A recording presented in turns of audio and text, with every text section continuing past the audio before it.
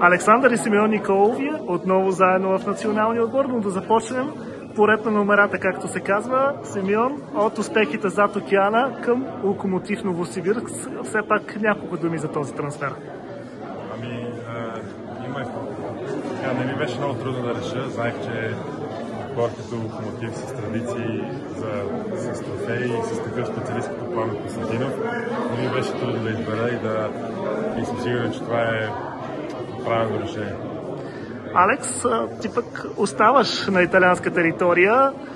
Титлата ли остава голямата цел и за следващата кампания?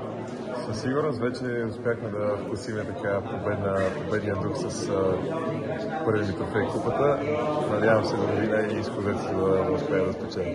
Този път заедно в националния отбор, за разлика от миналата година. Какво очаквате от това лято, което има и световно първенство?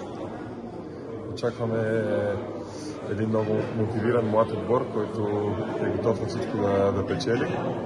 И пожелавам на отбора да е здрав най-вече, за да може да успеем да покажем това, което сме научили. Да, както каза Алекс, млад отбор е мотивиран.